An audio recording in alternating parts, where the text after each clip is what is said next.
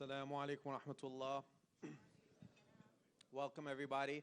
We're honored and very thankful for everyone's presence tonight. We know how many fundraisers, how many events all of us are always asked to join to. So, Jazakallah khair, first and foremost, we really are appreciative. And as a leadership, just so you guys know, we went through the guests, who's coming, which masjid registered, individuals, and with each name and each organization, we were more and more joyed. So right away, I have to adjust something that Dr. Hussein said when he said that the youth are going to come replace the elders. By no means is that going to happen. And the work that's needed within the American society is going to take every single person, from the elders to the middle generation to the youth. Everybody has to join in. And one of the reasons why I actually love these fundraisers, especially the Mass New York, is getting a chance to see leadership from all the different organizations in New York, all of the people that have been working and striving for decades. And it is really a wonderful sight because, subhanAllah, sometimes we get stuck in our little bubbles. I'm stuck in mass, I'm stuck in care, and we kind of think that that's the whole world. But no, there's people doing stuff across the entire city for many, many, many years. And everyone is needed. We're all, everyone's filling that niche, and every single person will be needed, inshallah. So a little bit about Mass New York. I think we're familiar with a lot of the centers, but we sometimes forget about the core vision of what Mass is, the Muslim American Society. And that's developing people. At our core, a lot of departments, there's centers, but that is the core vision. Taking people, whether they're youth, whether they're adults, whatever the case may be, taking them from one level to the next. Whatever their potential is, whatever their struggles are, being there for them. How do you just take them up a notch?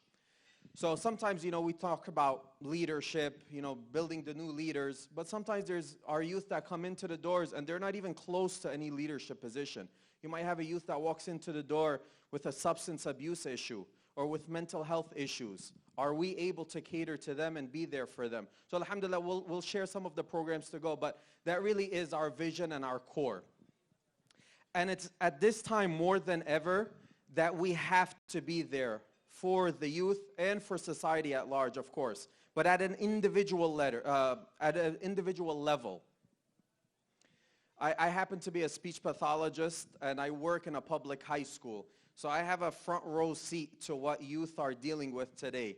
And it's needless to say, it's not pretty. I kind of just, subhanAllah, been there many years, and I've seen, for example, sisters walk in, young, freshmen, 9th grade, they walk in wearing hijab, shy, quiet, and then, unfortunately, you'll see the transformation from 9th to 10th to 11th to 12th grade, and you see a completely different person than walked into the door, or the kind that their parents that may have sheltered this, their baby, their daughter, dropped them off in high school, and gets them back a completely different person. And I don't mean that in a positive sense. In addition to that, maybe when we were younger, our biggest fear was what? Boyfriend and girlfriend, right? Like, that's the worst thing that's going to happen. So that still occurs, and that still is a fear, but there's a whole host of new things that our youth are dealing with. And that's our vision as Mass, being there for them. How do we do this? So we're known for the centers, right, and different programs. But the goal, of Mass is not to create a center. The goal is the development of people. Our departments and the 7 centers across New York are a means to achieve that goal. So among the departments that we have the youth department. That's a department that creates many different programs for the youth, from sports leagues, learning circles, trips, camping trip, youth conference, whatever the youth can think of, and keep in mind that the youth are actually running the youth department. Whatever they think is applicable and will be beneficial, they go ahead and create it. We have the Tarbiyah department, which is the concentrated Islamic development of all of our members, of our youth, of our adults. Islamic knowledge and character. It's not enough for a youth to come in and create, some events, but they themselves have not become closer to Allah subhanahu wa ta'ala and have not developed as Muslims. So that's the focus of the Tarbiyah department. Then we have the PACE department, which is related to civic engagement. When we work with, much like the Prophet ﷺ, when he built up the Sahaba and the Sahabiyat, that was step one before society moved. So part of what we're doing with individuals is eventually they're going to lead to families, right? Muslim healthy families. And families eventually lead to communities. And when you have healthy communities, that leads to the entire society. But again, it starts at the individual level. The PACE department has to do with civic engagement, connecting with politicians, with leaders within the community, other organizations, and trying to push whatever is needed within our community, inshallah.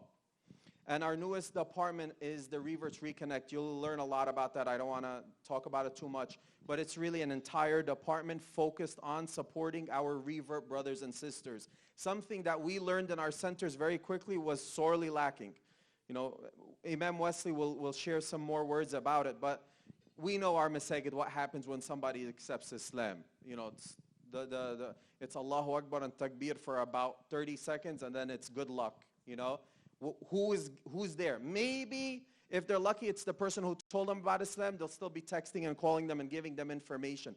But is there anything there to really support them? So inshallah, we'll be sharing some more details about the Reverts Reconnect department. So something I want us to keep in mind, along with the departments that are creating these programs, is the actual process of running these programs, which involves all of these community members and youth. They are put in positions of leadership. They are given opportunities to create something. They'll get a budget. They'll have to connect with the speakers. They'll have to sit in a room and, you know, with their friends, with their peers, and actually design stuff. All of that goes into the development process of these youth. And really, if Muslim American Society, you know, of course we need funding.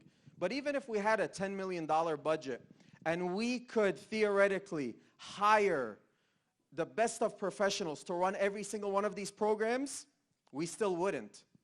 Because it's the actual process of creating these that's part of that tarbiyah, that's part of that development for the youth. And sometimes it comes out a bit sloppy, sometimes it's not of the best quality, but we're there to kind of support, to kind of coach, to kind of mentor. And where else can youth get that opportunity to create an entire program? You know, Sister Samar, who's one of the MCs, she just joined, recently, about a year ago. But mashallah, her and Sister Ro'a stepped up their mental health therapists, and they helped us build out the entire social services department with ideas that they had. We didn't know. We just knew what needed to be done. But they stepped in. What do you guys need? That's what we told them. What do you guys need? We need a budget. We need the center. We need a room within the center to provide therapy for our, for the patients that are walking into the door. Okay, you got it. Go for it. Use your expertise. We're here to support you. So again, the process itself of making these programs is part of the development for the youth and for the members in society. And of course, the centers. Our goal and vision for the centers is to make it much more than just a masjid. It's to create that loving environment for everybody that walks in the door, create different programs, different services from tutoring, karate, Quran, youth lounges. Again, you think, what would attract a youth to come inside of this center and make it their second home?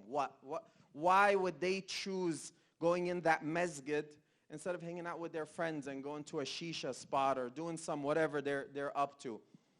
Why? So you have to make it attractive, you have to make it loving, and you have to make it supportive. And this is actually, maybe a reminder to myself, but maybe to some of the community leaders here, some of us that are running masajid, keep that in mind.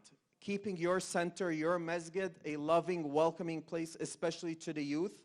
And sometimes the comfort of the youth goes in contradiction to the comfort of the elders. And we had the situation in our centers where we had some wild youth coming in, and they're playing on the second floor, banging, making noise, and the brothers are downstairs trying to pray. The older gentlemen are downstairs, and they're like, this is too much noise, this is chaos, they're going to ruin the center.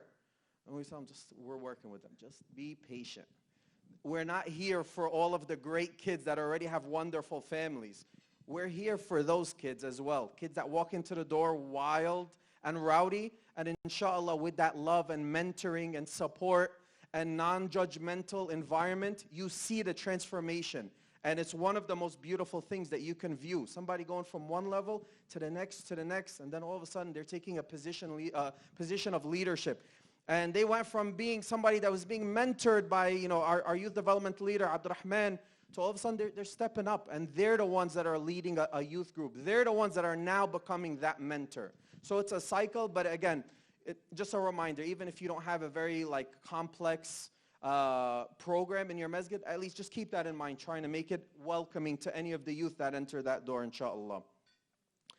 And last but not least, not only do the youth, I know I'm going over time. Where's Sister Sundus? I know she's going to be holding a card any second. So not only do they get on-the-job training, but we actually provide professional trainings to all of the directors, to all of the people that are on the committees. We contract out leadership organizations like OTI, for example, and they'll get training about leading a department, short-term goals, long-term goals, staying within the framework of your department. Again, kind of a corporate structure that we have, but that's part of the experience that's going to benefit them. Delegating tasks, motivating individuals, emotional intelligence, all of the stuff that high-level corporations are providing, HR departments are providing to their employees, we try to provide it to our youth. We try to provide it to our directors.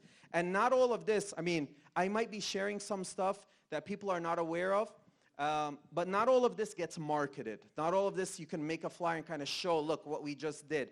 But there's a lot of work happening on the ground, and that's how we like it. We want impact. We don't want just fireworks for just to showcase it out there. No, there's a lot of things going on. When somebody like Abdurrahman, and he'll be up to speak later, connects with dozens of youth and has a conversation at 12 o'clock in the morning and fixes some confusion in the kid's head, or he had a fight with his parents and he stays there for hours talking to them. How can you quantify that? How can you just put metrics? Okay, we've improved. There's some stuff that you can't really showcase, but you know that it's happening and you're content and you're happy that we're making a difference for these youth, bi'idhnillah, and the struggle is ongoing, bi'idhnillah. There's no point when any of the leadership here, and especially mass, should get complacent or feel like we're doing a lot. The percentage of Muslims that actually come to the masjid is like a fraction of the percent of actual Muslims in America. There's a whole population that we haven't even reached. So we constantly need to build and up our game and develop our programs and develop the impact. The impact. Just because it looks good and it could be put in a PowerPoint, that doesn't mean it has impact. And this is what we discuss with the teams. That growth mindset, that pushing the envelope, getting everybody involved, and back to our original point, needing everybody. The youth do not replace the elders, and the elders do not block out the youth. Everybody has a place to expand the work. Every organization, every single masjid has a place to organize and work together collaboratively to reach out to all of these places that need that support. Jazakallah khair, inshallah, and I don't know who's, okay. Sister, somewhere here to save me.